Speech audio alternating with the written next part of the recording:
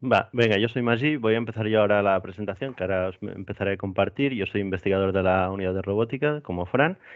Sobre todo mi foco está en robótica colaborativa, un poco task planning, learning y todo esto. Entonces, Fran. Sí, yo soy Fran, todo el mundo me conoce como Fran, soy investigador en la unidad de robótica y específicamente trabajo en el área de robótica terrestre, donde hace ya tiempo que venimos usando los Behavior Trees para arquitecturar toda la parte de alto nivel de nuestras aplicaciones. Y bueno, ya os comentaremos, ya veréis en este seminario todo lo potente que es la herramienta. Perfecto, pues si os parece voy a ir dándole a la presentación. Perfecto. ¿Me avisáis cuando veáis la pantalla, por favor? Y ya está. Sí, Ya se perfecto. ve. Bueno, pues como os decíamos, mira, vamos a estructurar la presentación en estos 4 puntos principales. Vamos a empezar, digamos, dando un poco de contexto y un poco para qué sirve esto de los Behavior Trees. Daremos cuáles son los conceptos básicos que hay que saber para poder empezar a usar Behavior Tree y luego, literalmente, vamos a intentar empezar a usarlos, ¿no? Porque Fran nos va a hacer una demo. Vais a ver ahí detalles de implementación, exactamente cómo estos conceptos que os voy a explicar yo se van a poder aplicar y además os va a dar algunos conceptos más avanzados, ¿de acuerdo? Magí, perdona que te Sí. interrumpa, ¿soy solo yo o la pantalla la veo en negra? No veo nada. ¿La demás gente está viendo la presentación? Nosotros lo vemos bien. Nosotros Sí, también. Fran, sí. Vale, bueno, pues nada. Vale. Ostras, no sé. Antes hemos hecho la prueba y ha funcionado, pero ahora veo tu pantalla completamente. Igual ahora al cambiar la de slide funcionará, si no te voy diciendo dónde estamos y a la que te toque a ti, comparte tu pantalla si quieres. Sí, claro, sí, vale. ¿Vale? Y eso, y al final acabamos con preguntas. Para que os hagáis una idea, la primera parte más de conceptos la haremos lo más rápido posible, en unos 15 minutitos, y luego vamos a dejar tiempo para la demo y para hacer las preguntas, que yo creo que es lo interesante, que hagamos esto un poco más interactivo, ¿de acuerdo? Entonces, sin más demora, pasamos a la siguiente slide. ¿Cuál es el contexto? Al final, estos Behavior Trees son una herramienta, pero ¿para qué son esta herramienta, no? Lo que queremos al final todos es dar a nuestros agentes o a nuestros robots la capacidad de resolver tareas complejas de forma autónoma, ¿no? Entonces, para eso hay varias approaches, ¿no? Tenemos digamos, la más tradicional, que es la programming based, es decir, que un programador directamente pues, va a programar el comportamiento del robot. Tradicionalmente esto se había hecho pues, con las típicas estructuras de código, pero más recientemente, ¿no? Está creciendo la popularidad de esta herramienta que es Behavior Trees, que aunque sí que es verdad que sigue siendo pues, una approach programada, digamos, hand-code, tenemos la ventaja de que supera, digamos, estas barreras que teníamos normalmente, que es la falta de flexibilidad, y también, pues bueno, la robustez y todo esto, ¿no? Lo que seguro que nos da un Behavior Tree es que vamos a tener vamos a saber qué va a hacer el robot en todo momento. Esto va a ser predecible, ¿no? Y luego, solo por mencionar, digamos, a nivel de contexto, pues tenemos estas dos otras, ¿no? Que es la Model-Based Approach, ¿no? Es decir, AI Planning. Vamos a poder definir un modelo del mundo, un modelo de acciones del robot, y de ahí vamos a tener un solver que nos va a planificar las tareas. Esto nos da súper flexibilidad, pero tiene el pain de que tenemos que definir un modelo. Y finalmente tenemos las Learning Approach, también muy populares, que como sabéis, se trata de que el robot aprenda de su experiencia, ya sea con Imitation Learning, con Reinforcement Learning, y de ahí infiera qué policy, qué control tiene que ejecutar, ¿no? Para definir su comportamiento, ¿no? Hoy, como os decía, nos vamos a focalizar en Behavior Trees y voy a empezar explicándoos, ¿no? A muy grandes rasgos, ¿no? ¿Qué es un Behavior Tree? Pues un Behavior Tree no deja de ser una estructura, ¿no? que nos hemos dado para definir el comportamiento del robot, que tiene la particularidad de que al final lo que estamos haciendo es pasar entre acciones, ¿no? Es decir, las transiciones son entre acciones y no entre estados, como sería la alternativa de una Finite State Machine, y entonces esto nos da una serie de ventajas, ¿no? Que las vamos a ir viendo. Entonces, nos resulta en una herramienta muy eficiente para crear comportamientos complejos y es muy expresiva. Y al final lo que vamos a usar es componer una serie de building blocks, como pueden ser nodos, secuencias, acciones, que vamos a verlos en detalle, para ir organizando comportamientos complejos que veremos que podremos componer de forma modular y jerárquica, ¿no? Como os decía, los behavior trees tienen la ventaja de son intrínsecamente jerárquicos. Podemos ir componiendo comportamientos. Nosotros podemos partir de un pequeño subárbol que puede ser, no sé, abrir una puerta, y esto puede ser parte a su vez de un sistema más complejo que queremos que nuestro robot pase de una habitación a otra, y esto puede ser parte a su vez de algo más complejo, ¿no? Que queremos que el robot vaya a la cocina y nos traiga una Coca-Cola, ¿no? Entonces, esta idea de modularidad y de ir incrementando la complejidad, siempre partiendo digamos, de building blocks reutilizables, pues es muy potente, ¿no? Entonces, también es muy interesante que el propio árbol ya nos está, al definir el árbol, ya nos está dando una idea gráfica del comportamiento del robot. Prácticamente tú no sabes nada de behavior trees, pero ves uno representado gráficamente, y tú podrías ir siguiendo y sabiendo, ¿no?, qué va a hacer el robot, ¿no? Entonces, también es muy interesante que este gráfico tiene una cierta semántica, ¿no?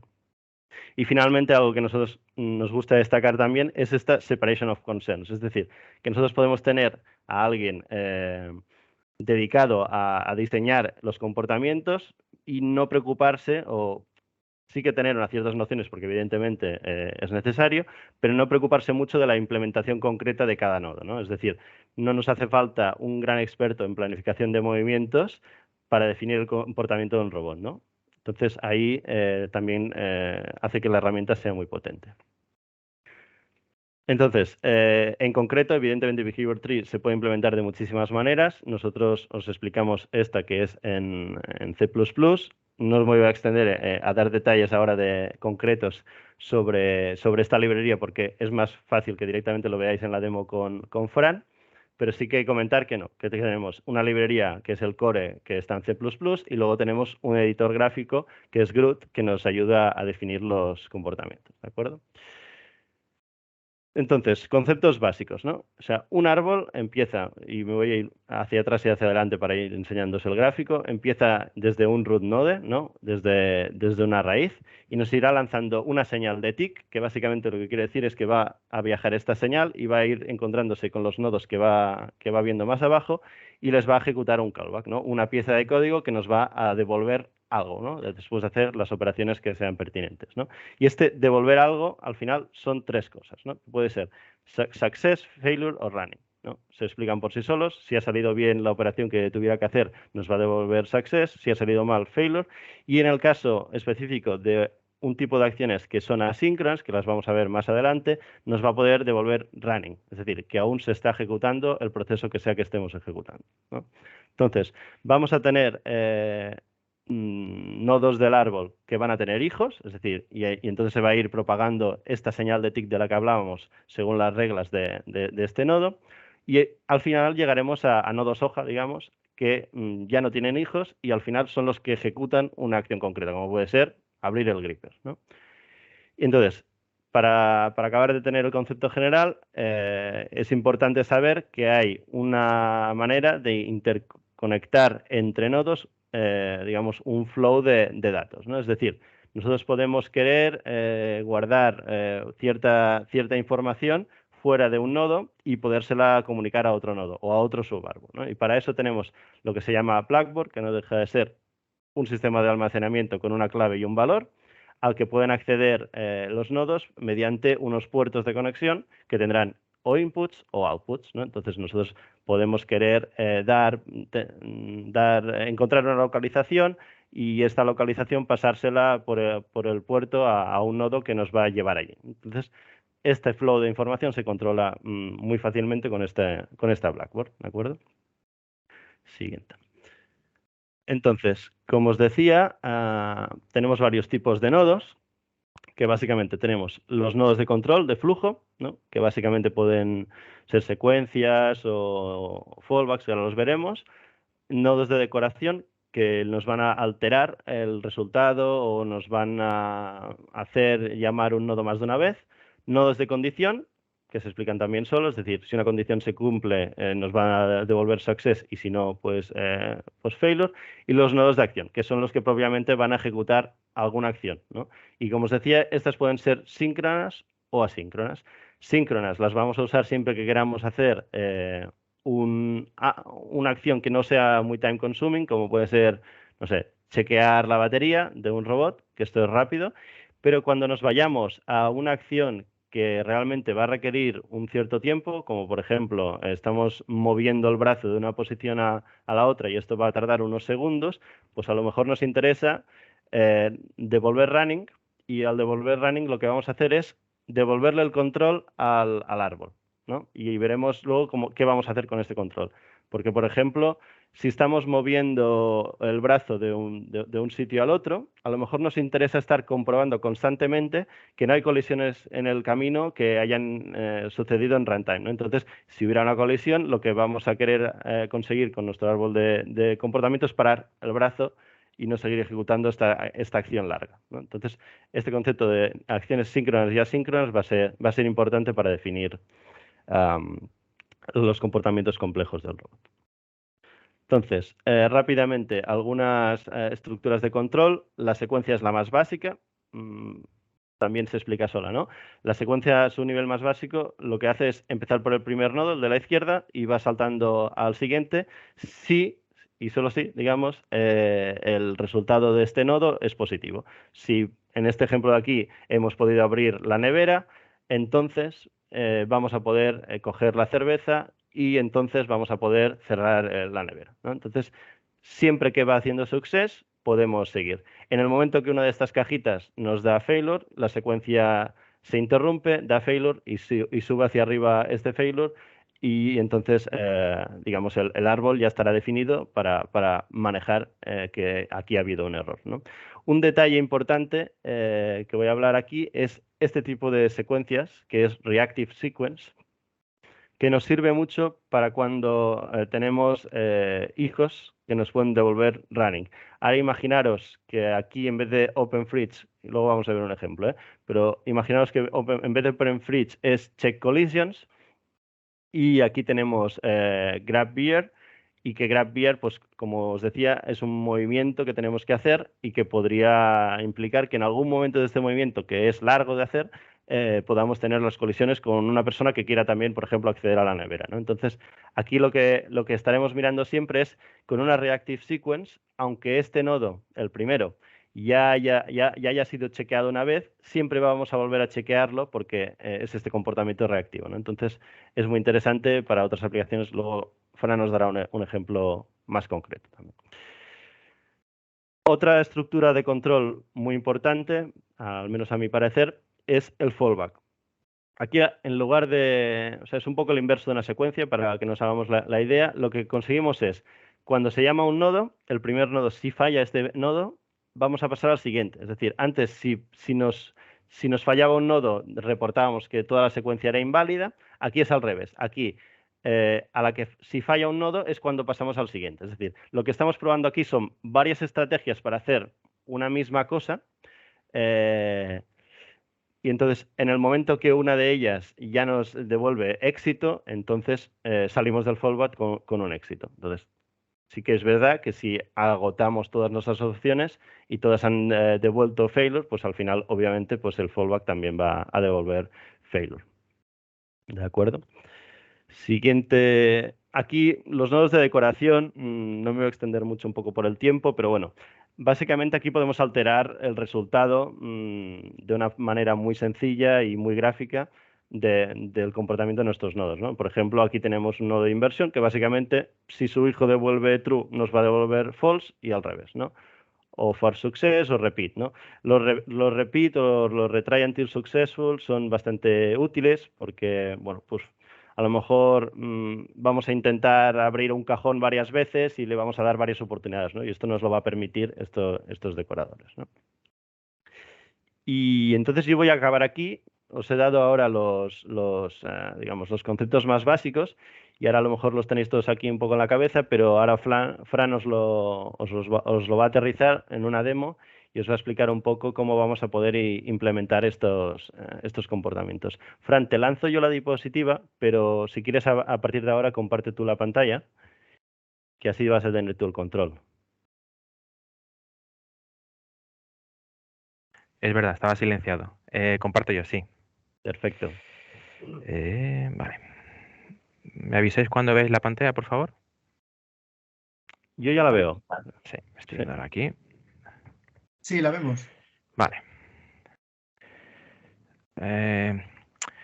Vale.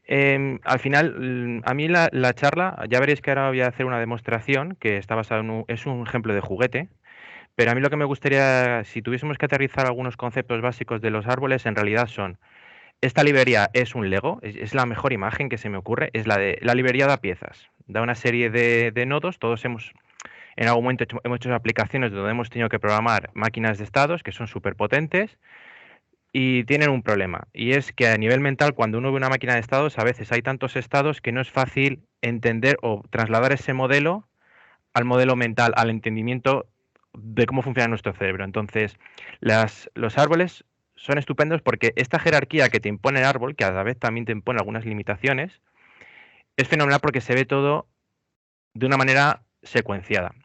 Así que esta librería te proporciona estos building blocks, estos legos, con los que, bueno, con los legos puedes hacer miles de piezas, como he querido simbolizar aquí abajo, y con las piezas que te proporciona el behavior tree, con las básicas y con las acciones que tú puedes programarte, puedes generar cualquier tipo de comportamiento. Eso sí, lo que hay que tener siempre claro es que la librería no te impone ningún patrón a la hora de programar tus arquitecturas. Te da las herramientas y hay, sobre todo en muchas ocasiones, la gestión de errores. En mi opinión, a veces es complicado, pero porque la problemática o el caso de uso al que nos enfrentamos quizá en un problema es complicado. La librería no impone que la gestión de errores se haga nodo a nodo. Puedes tener todo un árbol entero para tu funcionamiento habitual y todo un árbol para tu funcionamiento de gestión de errores. Aquí es la pericia del desarrollador la que impone cómo se utilizan los bloques. Otra cosa que la librería también proporciona es la capacidad de que haya dos roles bastante diferenciados. El rol del diseñador de comportamientos, que no tiene por qué ser una persona programadora y que se puede dedicar a hacer comportamientos de alto nivel en esta interfaz gráfica que os voy a enseñar ahora. Dame un segundo. No sé si estáis familiarizados con... ¡Ay! Un segundo, que voy a tener que desplazar mi terminal aquí arriba, si no, no me lo lanza donde quiero. Vale. No sé si estáis familiarizados con Groot, pero es el editor donde de una manera sencilla se pueden diseñar comportamientos.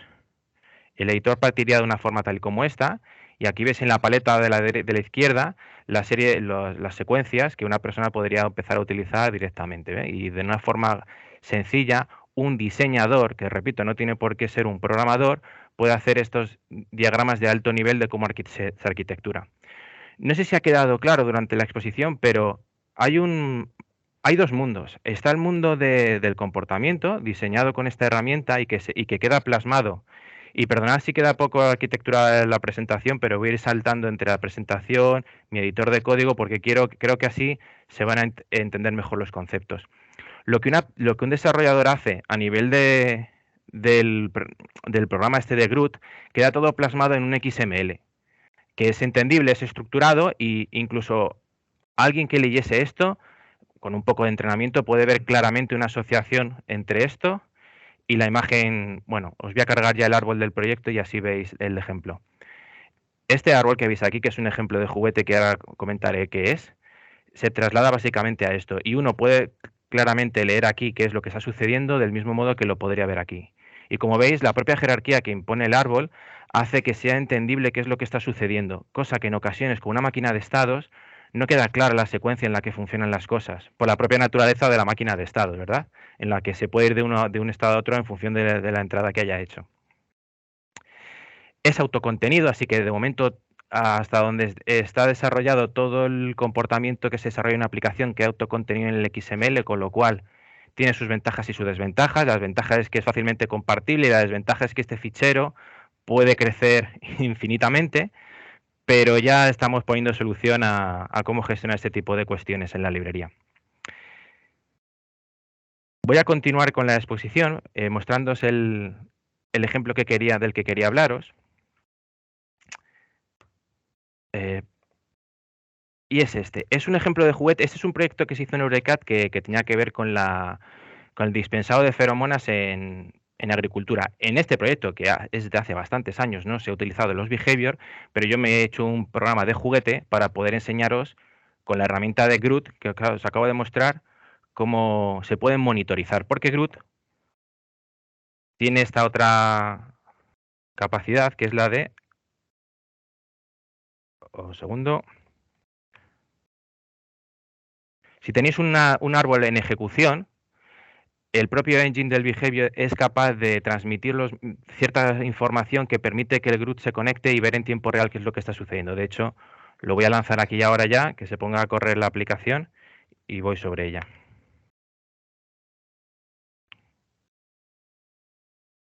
Vale. Mientras voy dando contexto de cómo funciona esto.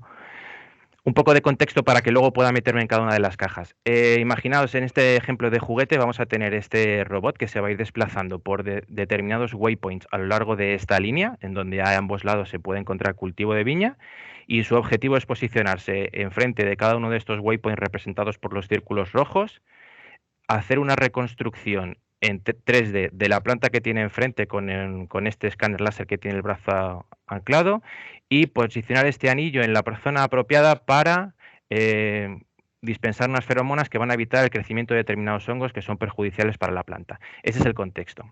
Entonces, en el ejemplo de juguete que veis aquí a la derecha, toda la aplicación que se ha montado consiste en repetir durante un número de veces con esta caja toda la secuencia que hay a continuación. Y veamos, ya tengo aquí el árbol funcionando. Bueno, lo primero que vais a apreciar aquí es estos colores, ¿no? En naranja o en rojo. Esto es lo que está funcionando ahora mismo, ¿vale? El árbol está funcionando, se están esparciendo estos tics. Tics tenéis que entenderlo, tics no es una unidad de tiempo, el tic básicamente es como una batuta de director de orquesta que te dice, tu comportamiento ejecútate. Entonces, cada vez que se propaga un tic desde la raíz, pasando a esta caja, a su vez ¿Veis mi ratón, correcto? Sí. ¿Sí? Cada vez que se propaga el tic, por ejemplo, y llega hasta la secuencia reactiva, una secuencia reactiva en realidad es una secuencia que tiene memoria. Os la pongo aquí. ¿Veis aquí que ponga Reactive Sequence? ¿Qué dice? Cuando una Reactive Sequence falla porque alguno de los hijos que tiene por debajo en su ejecución ha fallado, ese hijo devuelve hacia el Reactive Sequence un fallo. De modo que la siguiente vez que se ejecute el árbol y se propaga un tic desde la raíz hasta esta secuencia, se reiniciará. Y del mismo modo va a suceder cuando uno de sus hijos retorna a running. ¿Qué pasa? Que esto que a lo mejor os parece extraño es la caja perfecta que se suele utilizar cuando quieres hacer una tarea que siempre tiene que estar funcionando. ¿Veis que tengo ahí el chequeo de batería? ¿Por qué? Porque uno habitualmente en una aplicación donde hay una batería, ya sea un dron o sea un robot móvil, va a querer que el chequeo de la batería esté constantemente. Mientras otros nodos en la aplicación están funcionando, como por ejemplo esta rama que está iluminada ahora, que está haciendo varias cosas, no lo veis desgraciadamente en naranja encendiéndose la caja del chequeo de batería, porque es una acción síncrona. Una acción síncrona es una acción atómica, que sucede así, quiero decir, en un único tic. Es tan rápida que no veis ahí cómo se colorea la imagen, pero en realidad el chequeo de batería está funcionando constantemente. Si queréis ver, aquí hay una traza que podéis ver, el chequeo de batería está constantemente independientemente del camino que se esté ejecutando, ya sea la reconstrucción o sea el movimiento del robot hacia uno de los objetivos. Magí ha comentado el concepto de nodo, de puerto y de Blackboard. Esto se verá bien aquí, en esta imagen. En realidad un Blackboard es un diccionario. Es el típico diccionario que vais a encontrar en Python o el típico mapa o un order map que vais a encontrar en C++. Es decir, es una lista de claves y de valores que no son compartidas entre los árboles. Cada subárbol que generéis tiene su propio Blackboard y son independientes. Pero existe este mecanismo de compartición de datos porque no hay nodo, pocos nodos no tienen que compartir datos con el mundo exterior. Así que lo que se puede hacer es compartir o bien todas las entradas, que es lo que quiero simbolizar con esta flecha, se pueden compartir todas las entradas de un Blackboard, de un árbol en una jerarquía superior con todas o con parte de las entradas de una blackboard asociada a un subárbol en un nivel inferior. De esta manera, podéis encontrar un símil con el servidor de parámetros de ROS, donde puedes alojar contenido y distribuirlo en la aplicación independientemente de donde se ejecute ese nodo. Pues el Blackboard funcionaría igual. Tenemos Blackboard a diferentes niveles y tienes la posibilidad de mapear o todas en cascada o parte.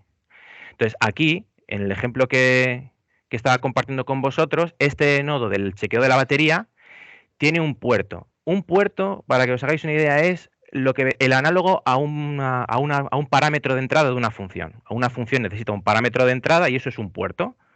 Es el parámetro de entrada a un nodo.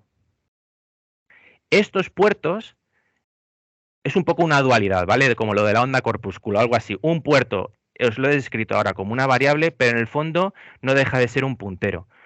Porque está apuntando, mediante esta sintaxis que veis aquí, llaves, battery level, está apuntando a una entrada del Blackboard del árbol raíz, ¿de acuerdo? Es decir, estoy conectando una caja y estoy diciendo con esta sintaxis, oye, voy a generar una salida que se llama battery level y esto, lo que yo proporcione, se va a guardar en el Blackboard raíz. De manera que cualquier otro nodo que necesitase hacer uso de esa entrada de Blackboard llamada battery level y que estuviese en cualquier otro lugar, siempre y cuando estuviesen compartidas esas entradas de Blackboard, si toca, tendría acceso a esa información. Como veis, debajo del reactive sequence me he visto obligado a poner un sequence y no he podido poner directamente el move goal y todo el subárbol que cuelga debajo de sequence, no lo he podido poner directamente debajo de reactive sequence, porque entonces yo no conseguiría el comportamiento deseado. Por eso os decía que depende de la pericia y de las horas que le hayas dedicado a leerte el tutorial, llegas a dominar estas sutilezas de qué cajas tienes que usar. Por eso os decía, hay mucha flexibilidad a la hora de las piezas, pero tienes la responsabilidad de saber dónde pones cada pieza. De lo contrario, puede que el árbol no genere lo que tú quieres.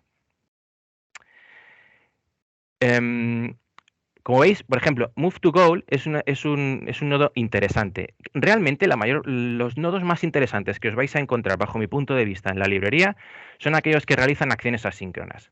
Las acciones síncronas están bien, pero por lo general las más interesantes son las asíncronas, aquellas en las que tú las lanzas y no te quedas, el control de flujo no se queda bloqueado esperando la respuesta, sino que continúas haciendo otra cosa dentro de tu programa.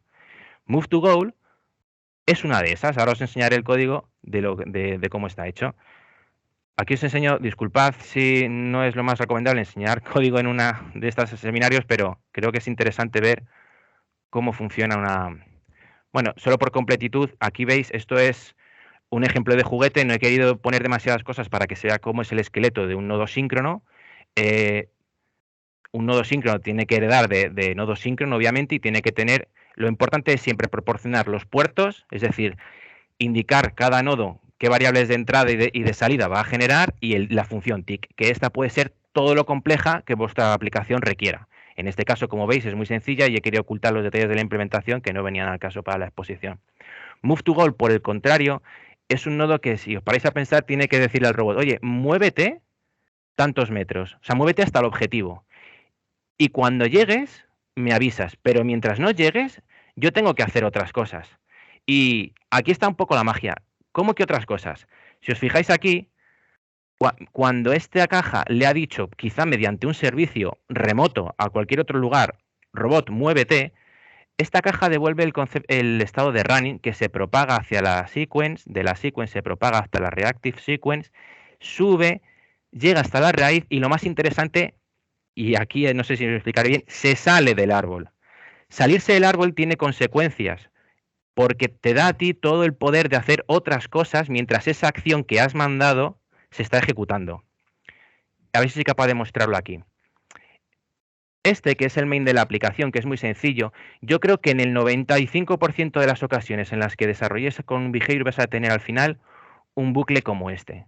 Un bucle donde le pedís al nodo raíz que ejecute su acción y tenéis, cuando os he dicho que ese nodo devolvía el running y se salía, literalmente se sale, llega y se ejecuta el cuerpo de este bucle. De manera que aquí tú, mientras se está ejecutando esa acción en remota, tienes toda la libertad de poder chequear, si así lo requiere la aplicación, si alguien ha solicitado un abortar de misión, si hay cierta información relevante que te viene por tópico o por servicio. Esta es la magia de los nodos asíncronos, que te permiten tener acciones no en paralelo, ya discutiremos la diferencia filosófica entre paralelo y concurrente, pero ¿veis? Esta es la potencia que dan los nodos asíncronos. Fran, perdona que te Dime. interrumpa. No sé cómo vas de tiempo. 2-3 minutos y damos paso a preguntas. ¿Cómo lo verías? Vale, entonces, ¿Sí? vale. Disculpad, porque uno se pone a hablar de esas cosas y no controla quizá el tiempo, ¿no? Quizá lo más interesante que queda por contaros es el concepto de nodo paralelo. El nodo paralelo es un nodo que no sé si habéis tenido la oportunidad de utilizar, pero su nombre no es apropiado. No es paralelo, porque paralelo, o sea, la diferencia entre paralelo y concurrente, que habrá quien esté de acuerdo conmigo y quien no, pero paralelo implica que en un mismo instante de tiempo hay dos flujos de ejecución activos. Mientras que concurrente significa que estando activos, estando habilitados, no sé, por utilizar un sinónimo, estando habilitados no están funcionando a la par. Es como los núcleos, ¿no? En los PCs. Si tenemos dos núcleos, tenemos la capacidad de tener paralelismo y concurrencia a la vez. Pues este nodo no es paralelo, porque no hay dos hilos, hay un solo hilo. Lo que ocurre es que cuando la reconstrucción 3D, que es un proceso asíncrono, está funcionando y devuelve running, el nodo paralelo le da tiempo de ejecución al movimiento de brazo. Y se van los dos en una especie de baile alternando en la ejecución. Esto es lo que permite el nodo paralelo. Probablemente junto con la corrutina o el nodo asíncrono que os he enseñado antes, sean de los más potentes a la hora de diseñar vuestros comportamientos asíncronos en vuestras aplicaciones. Y por último, mencionar en un minuto el comportamiento de fallback.